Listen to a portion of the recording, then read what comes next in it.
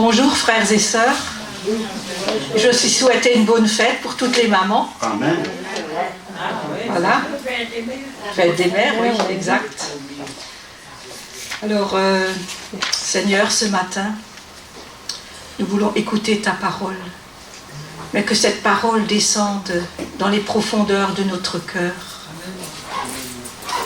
Oui, ouvre nos oreilles et que ton esprit agisse. Oui, Seigneur, que cette graine tombe dans la bonne terre et qu'elle porte du fruit, beaucoup du fruit qui demeure. Amen. Amen. Alors ce matin, le titre c'est « Sois vainqueur dans le combat ».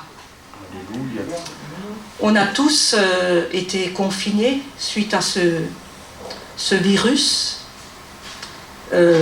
Plusieurs ont été malades. Moi-même, j'ai été malade. J'ai été à l'hôpital aussi. Et il y avait un moment où j'ai même pensé à ma mort. Parce que le médecin aux urgences, il avait dit que les dédimères étaient élevés. Et comme moi, j'ai travaillé en cardio, je savais ce que ça voulait dire. Et ma fille m'a dit, maman, tu frôlais l'embolie pulmonaire. C'est un caillot qui passe. Et ma grand-mère est décédée d'une embolie pulmonaire. C'est pour ça que j'ai pensé à ça. Alors déjà, on m'a coupé de tout. J'avais plus droit de visite. J'avais le temps de penser et même des pensées négatives qui venaient. J'avais vraiment à lutter. Et je remercie Monique et Paul qui m'ont téléphoné à la maison, qui m'ont remis sur les rails, qui m'ont permis de remonter la pente. Parce que vraiment la prière des frères et sœurs est puissante. Et j'ai compris aussi que la vie ne tient qu'à un fil. Dieu tient notre vie dans la main. Et c'est pour ça, sois vainqueur dans le combat. Amen. Donc, vous voyez que combattre, c'est lutter, c'est se battre pour une cause et un idéal, dans le but de vaincre et de remporter la victoire. Vous voyez, le personnel soignant a dû se battre contre ce virus et combien de médecins même y ont laissé leur vie. Combien de personnes qui étaient malades plusieurs semaines dans le combat et qui sont revenues. Par la grâce de Dieu, nous sommes là de nouveau. Remerciez Dieu toujours de cette vie qu'il nous donne, de cette protection, même si on est vraiment tout en bas de la pente, il nous remontera, il nous relèvera. Le Seigneur, il est là. De nos jours, il y a des hommes qui luttent contre le gaspillage, le réchauffement de la planète, des choses très nobles et bonnes. Mais ce matin, nous allons parler du côté spirituel, la lutte spirituelle. Nous avons un très bel exemple dans Genèse 32, versets 24 et 30. Jacob demeura seul, alors un homme lutta avec lui jusqu'au lever de l'aurore. Voyant qu'il ne pouvait le vaincre, cet homme le frappa à l'emboîture de la hanche. Et l'emboîture de la hanche de Jacob se démit, pendant qu'il luttait avec lui. Il lui dit, « Laisse-moi aller, car l'aurore se lève. » Jacob répondit, « Je ne te laisserai point aller que tu ne m'aies béni. » Il lui dit, « Quel est ton nom ?» Et il répondit Jacob. Il dit encore, « Ton nom ne sera plus Jacob, mais tu seras appelé Israël, car tu as lutté avec Dieu et avec les hommes, et tu as été vainqueur. » Ce que je relève dans ce texte, c'est que Jacob était persévérant. Et il s'est accroché à Dieu jusqu'à ce qu'il l'ait béni, et jusqu'à ce qu'il sorte vainqueur. Et Dieu lui a donné un nouveau nom. Si dans tes épreuves, tu restes attaché à la parole, accroché à la parole, tu sortiras comme Jacob victorieux. Un autre exemple est dans 1 Samuel 17, verset 34. David dit à Saül, « Ton serviteur faisait paître les brebis de son père, et quand un lion ou un ours venait en enlever une du troupeau, je courais après lui et je le frappais, et j'arrachais la brebis de sa gueule. S'il se dressait contre moi, je lui saisissais par la gorge et je le frappais et le tuais. Il en sera du Philistin, de cet incirconcis, comme l'un d'eux, car il a insulté l'armée de l'Éternel, du Dieu vivant. Saül dit, va, et que l'Éternel soit avec toi. Avec une seule pierre, David a pu abattre le géant Goliath. Et pourquoi il avait 5 pierres? Parce qu'il y avait encore des frères, Goliath, c'est pour ça. Mais elles ont fui après. Au verset 47, « Et toute cette multitude saura que ce n'est ni par l'épée, ni par la lance que l'Éternel sauve. Ce n'est ni par force, ni par puissance, mais c'est par mon esprit, en Ésaïe. Et il vous livre, car la victoire appartient à l'Éternel, et il vous livre entre nos mains. On est en plein dans la guerre contre nos ennemis, nos problèmes si grands qui peuvent nous sembler et pour nous intimider. Mais avec Dieu, nous sommes plus que vainqueurs. Quand on était en Israël, à Jérusalem, on a visité une maison de prière. C'est une maison de prière où toutes les nations peuvent venir pour prier. Et elle marche 24 heures sur 24, jour et nuit. Et quand on est arrivé, c'était une belle salle avec des vitres.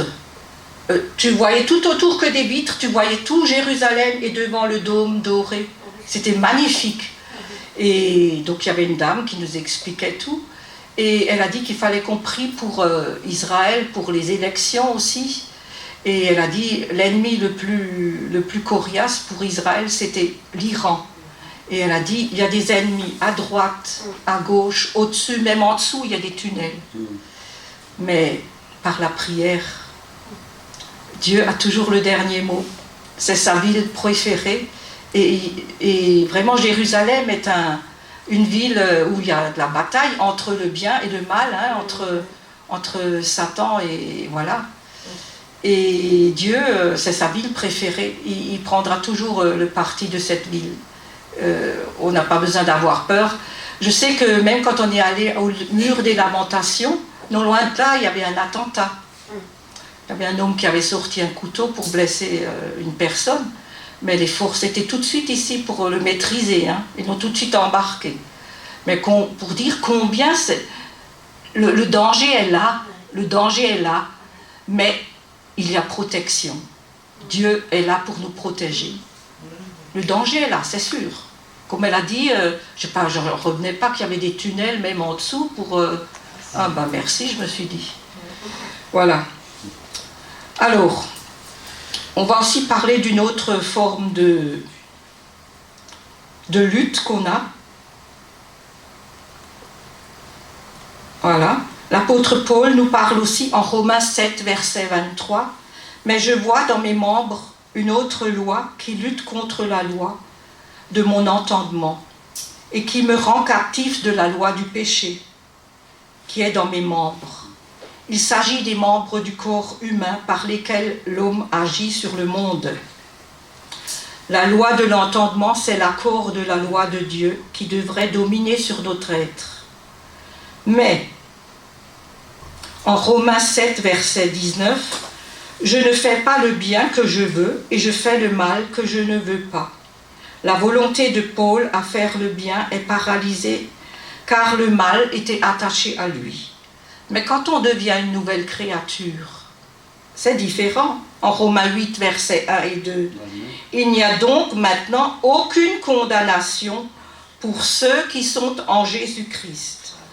En effet, la loi de l'esprit de vie en Jésus-Christ m'a affranchi de la loi du péché et de la mort. Donc, par le sacrifice de Christ, je suis une nouvelle créature. Je suis justifié, libéré de l'emprise du péché. » Amen. On peut aussi voir la tactique et la stratégie pour combattre l'ennemi. Dans l'Ancien Testament, c'est un texte que j'aime beaucoup. C'est en 2 Chroniques 20, c'est la victoire de Josaphat sur les Moabites et sur les Ammonites. Au verset 2, on vient informer Josaphat en disant « Une multitude nombreuse s'avance contre toi. » Dans sa frayeur, il chercha Dieu et rechercha la présence de Dieu et publia un jeûne sur tout le peuple de Juda. Je crois que pendant ce confinement, on avait largement le temps de rechercher la présence de Dieu, d'être en intimité. Dieu a permis ce confinement pour qu'il puisse parler à notre cœur. Comme il emmène sa fiancée au désert et lui parle au cœur, de cœur à cœur. Alors, et il publia un jeûne sur tout le peuple de Juda. Au verset 12, « Ô notre Dieu, n'exerceras-tu pas tes jugements sur eux, car nous sommes sans force devant cette multitude nombreuse qui s'avance contre nous. » Combien qu'on était désemparés quand il y avait ce virus, hein, quand on voyait combien les gens mouraient en Italie, en Espagne. J'ai vu en Espagne, dans les hôpitaux, ils traînaient les cadavres. Dans le couloir, tu les voyais, tu te rends compte? Ou les fosses communes qu'ils faisaient en Amérique, c'était affreux ça. Hein. Car nous sommes sans force devant une telle situation, on peut dire. Hein. Et nous ne savons que faire, mais nos yeux sont sur toi. Ne pas perdre espoir. Nos yeux sont sur toi. Jacques Aziel, rempli de l'Esprit de Dieu, dit au peuple et au roi Josaphat, « Ne craignez point et ne vous effrayez point devant cette multitude nombreuse, car ce ne sera pas vous qui combattrez, ce sera Dieu. Amen. Vous n'aurez point à combattre en cette affaire, car vous verrez la délivrance que l'Éternel vous accordera. » Et j'ai beaucoup apprécié « Le Dieu de victoire habite en moi ». Patricia, tu étais inspirée ce matin. Ouais. Alors, ils se mirent en marche avec l'accord du peuple et il nomma des chantres qui, revêtus d'ornements sacrés et marchant devant l'armée, célébraient l'Éternel et disaient « Louez l'Éternel, car sa miséricorde dure à toujours. » Au moment où l'on commençait les louanges et les chants de l'Éternel, l'Éternel passa une embuscade et l'ennemi fut battu. Combien c'est important que ceux qui mènent la louange soient revêtus de l'Esprit Saint, des ornements sacrés. Hein? Qu'est-ce que je peux retenir de cette tactique du combat? C'est qu'ils ont loué, c'est la louange. Et qu'est-ce que c'est louer? C'est élever Dieu, c'est dire combien ce qu'il est, il est bon, il est grand, il est puissant, il est merveilleux, il est... Voilà, c'est ça, louer. Le célébrer, l'honorer.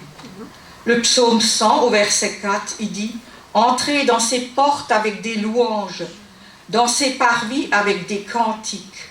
Célébrez-le, bénissez son nom. » Le psaume 34 au verset 2, « Je bénirai l'Éternel en tout temps, sa louange sera toujours dans ma bouche. » Tout le psaume 150 aussi. « Louez l'Éternel, louez Dieu dans son sanctuaire, louez-le dans l'étendue où éclate sa puissance. » Ici, Dieu nous invite à travers la louange à nous approcher de son trône. Et le mensonge du diable est de nous culpabiliser en disant que nous ne sommes pas assez saints, pas assez dignes. Ça, j'ai entendu quand j'étais jeune. Ah non, non, non, t'es pas assez digne, t'es pas assez ci, t'es pas assez ça. Combien de fois j'ai entendu ça quand j'étais gamine. Mais le voile a été déchiré et je peux dire que je suis sauvée par grâce. Je suis justifiée par le sang de l'agneau et Jésus-Christ mon sauveur, et je peux m'approcher avec assurance. Amen. Assurance, c'est un mot important. Assurance du trône de la grâce. Et nous sommes le temple de Dieu, le temple du Saint-Esprit. En 2 Corinthiens 6, 16, nous sommes le temple du Saint-Esprit, Donc Dieu habite en nous et nous pouvons le louer librement. D'être ici-bas, il faut le louer, parce qu'au ciel, on n'arrêtera pas de louer. Et ceux qui ne veulent pas, tant pis pour eux.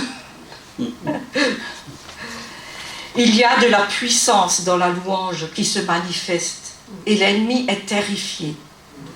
Combien de réveils sont-ils nés comme ça, au départ, à travers la louange, où ils ont commencé par le temps de faim et des soifs de Dieu.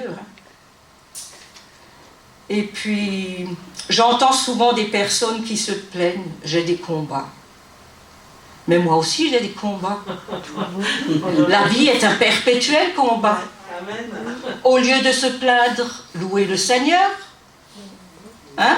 Car en louant, tu te décentres et tu ne regardes pas ton nombril. Amen. En médecine, on dit c'est des gens hypocondriaques. Ils disent je suis malade de ci, je suis malade de ça. Ils se regardent qu'eux-mêmes, ils regardent leur nombril. Et c'est même pas vrai. Ils s'inventent des maladies des fois. Fixer son regard sur Jésus. En Colossiens 3, verset 12. Si donc vous êtes ressuscités avec Christ, cherchez les choses d'en haut, où Christ est assis à la droite de Dieu. Au verset 2, affectionnez-vous des choses d'en haut et non à celles de la terre. Les choses d'en haut sont des biens célestes dont Christ est pour nous la source. En Matthieu 6, 20, amassez-vous des trésors dans le ciel où la teigne et la rouille ne détruisent point et où les voleurs ne percent ni ne dérobent. Matthieu 6, verset 33. Cherchez premièrement le royaume et la justice de Dieu, et tout le reste vous sera donné par-dessus tout. Paul oppose les choses d'en haut à celles de la terre. En Romains 8, verset 5, ceux en effet qui vivent selon la chair s'affectionnent aux choses de la chair, tandis que ceux qui vivent selon l'esprit s'affectionnent aux choses de l'esprit. Le nouvel homme ne doit pas vivre non plus pour le monde qui passe, mais pour le monde céleste, pour l'éternité, et être en communion avec le Christ. Le roi Josaphat disait devant une telle multitude qui s'avançait, « Nous ne savons que faire, mais nos yeux sont sur toi. » Fixons notre regard sur Christ. Vous connaissez bien le chant? Vers Jésus, lève les yeux, contemple son visage merveilleux, et les choses de la terre pâliront peu à peu. Si tu lèves vers Jésus les yeux. Et que peut-on voir dans les yeux de Jésus? L'amour. Oui. Parfait. On peut voir un océan infini, l'amour de Dieu le Père. En Apocalypse 1, 14, ses yeux étaient comme une flamme de feu, une flamme d'amour. Amen. Dans son regard, il n'y a aucun reproche. Il n'y a que de la tendresse. Et pourquoi les choses de la terre pâliront? Car en regardant le Christ, les choses de la terre ne sont plus importantes. Car son regard est un regard plein de gloire et de lumière. C'est aussi comme si le temps s'arrêtait. Nous allons aussi parler naturellement des armes spirituelles du chrétien. En Éphésiens 6, versets 10 à 18, il est évident que toute notre vie terrestre, nous aurons à lutter et nous devons redoubler de vigilance pour le combat. En Éphésiens 4, 27, ne donnez pas accès au diable. L'apôtre Paul se servait de l'image d'un soldat romain, puisqu'il était gardé par des Romains, et quand il était prisonnier, et je suis sûre qu'il leur a annoncé l'évangile quand ils étaient auprès de lui. Tenir ferme et rester debout, c'est l'image du soldat qui, la bataille finie, n'est pas tombé, mais il se retrouve debout et victorieux. En 2 Corinthiens 10, 4, car les armes avec lesquelles nous combattons ne sont pas charnelles, mais elles sont puissantes par la vertu de Dieu pour renverser des forteresses. La ceinture de vérité servait à consolider les reins, ceinture de la vérité divine, c'est-à-dire la sincérité, droiture de caractère, qui hait le mensonge et redresse et rejette les ténèbres. La cuirasse qui protège le corps des coups mortels, c'est une justice parfaite en Christ, être revêtu de Christ, qui par la foi nous donne l'assurance du salut et la certitude de la victoire. Une bonne chaussure était nécessaire pour le soldat parce qu'il devait marcher loin. Et cette promptitude que l'Évangile donne aux chrétiens pour le combat, il le rend agile, sûr, parce qu'il sait où il met le pied et où il va. Et surtout, il est dans la paix de Dieu, qu'il puise dans l'Évangile. De là, la désignation, l'Évangile de paix. Amen. Le bouclier de la foi, qui regarde aux choses invisibles, à la volonté de Dieu, qui inspire le chrétien de rejeter le péché. Le chrétien se saisit de toutes les promesses de la foi, qui est le seul moyen de vaincre le monde. En 1 Jean 5, verset 4, parce que tout ce qui est né de Dieu triomphe du monde. Et la victoire qui triomphe du monde, c'est notre foi. Amen. Est-ce que vous êtes nés de Dieu? Amen. Alors on a la victoire. Amen. Et les traits enflammés du malin, l'apôtre les compare à des projectiles qu'on lançait contre des villes assiégées pour les incendier. Cette image rappelle les mauvaises pensées, les ardentes passions que Satan inspire. Ces traits du malin ne sont pas seulement amortis, mais éteints par le bouclier de la foi, une fois pour toutes. Voilà. Et le casque du salut, c'est l'espérance de la délivrance. Le casque préserve la tête du combattant, et le soldat du Christ peut élever la tête pour voir approcher sa délivrance et avoir la tête haute. En Luc 21, verset 28, « Quand ces choses commenceront à arriver, redressez-vous et levez vos têtes, parce que votre délivrance approche. » L'épée de l'esprit est identifiée avec la parole de Dieu. Cette parole est esprit et vie, en Jean 6, verset 63. En Hébreux 4, 12, elle est vivante, efficace, plus tranchante qu'une épée, quelconque à 2 tranchants, pénétrante jusqu'à partager âme et esprit, jointure et moelle. Elle juge les pensées du cœur. Souvenez-vous, quand Jésus a été au désert et qu'il a affronté Satan, c'est par la parole qu'il a combattu. Il a dit, il est écrit, il est écrit, il est écrit. Et c'est comme ça que Satan a été vaincu. Il est parti après. Voilà. Voilà un bon moyen qui donnera à toutes ces armes une bonne victoire et fera sortir l'enfant de Dieu du combat. Frères et sœurs, combattons le bon combat de la foi. En 1 Timothée 6, 12, quelles que soient les difficultés, elles ne doivent pas nous vaincre, elles ne doivent pas nous troubler. En tant qu'enfants de Dieu nés de nouveau, nous ne nous appartenons plus et nous ne pouvons plus penser comme le monde. Nous ne devons plus fonctionner comme le monde. On peut être en paix en marchant avec la parole de Dieu. En Jean 16, verset 33, « Je vous ai dit ces choses afin que vous ayez la paix en moi. Vous aurez des tribulations dans le monde, mais prenez courage. J'ai vaincu le monde. » Ce qu'il faut savoir, c'est que les problèmes ne sont que passagers.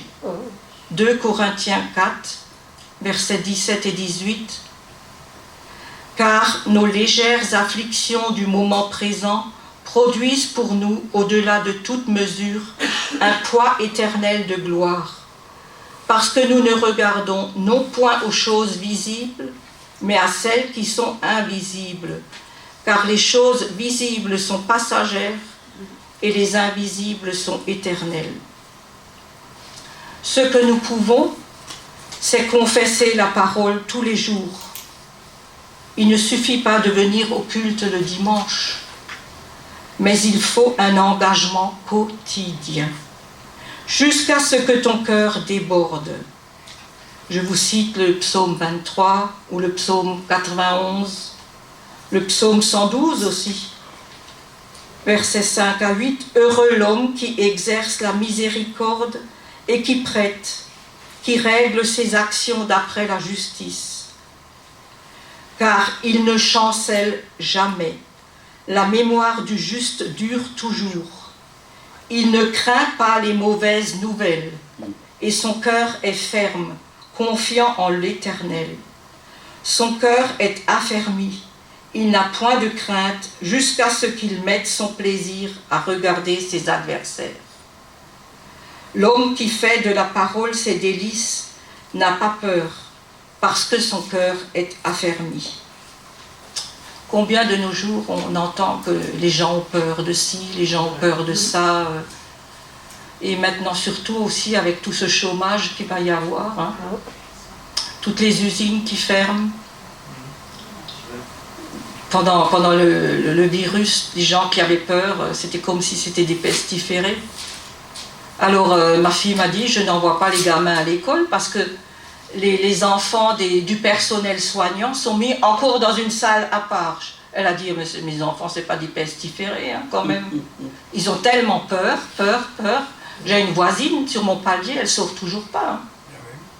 Je sais qu'elle est vivante quand je l'entends gueuler au téléphone. Mais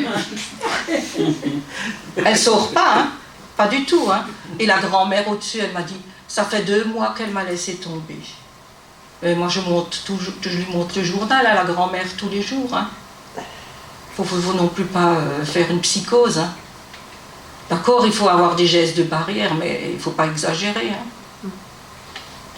Franchement, l'homme qui fait de la parole ses délices n'a pas peur, parce que son cœur est affermi. Et sur quoi est-il affermi? Sur la parole. Les gens qui ont peur, c'est qu'ils n'ont pas la parole dans leur cœur. Si la parole n'est pas dans votre cœur, le diable va immédiatement occuper cette place vide. Mais lorsque notre cœur est affermi sur la parole, on peut se confier en l'Éternel et on ne craindra plus rien. Jean 14, verset 27, Jésus dit « Que votre cœur ne se trouble point et ne s'alarme point. » Cela dépend de nous, de ne pas être troublés, de ne pas avoir peur. C'est notre responsabilité d'affermir notre cœur dans la parole de Dieu. Si Jésus a vaincu le monde, alors moi aussi, je peux le vaincre. Et la victoire qui triomphe du monde, c'est notre foi. Merci Seigneur, parce que j'ai vaincu le monde par la foi. Je te fais confiance dès maintenant, Seigneur, et je proclame que même si des difficultés surviennent, elles ne triompheront pas, car en Christ, je suis plus que vainqueur. Donne-nous de nous exercer chaque jour avec l'épée de l'Esprit, cette parole qui nous enseigne, cette parole qui nous libère, cette parole qui est sagesse, cette parole qui nous conduit dans la vérité toute entière. Car en marchant avec la parole, on est préservé du faux pas. Ta parole est une lampe à mes pieds. Oui, j'aime ta loi et j'espère en tes promesses. Que 1000 tombent à ton côté et 10 000 à ta droite, tu ne seras pas atteint. Le Dieu de victoire habite en moi. Le Dieu de victoire habite en moi. Je marche non par la vue, mais par la foi. Le Dieu de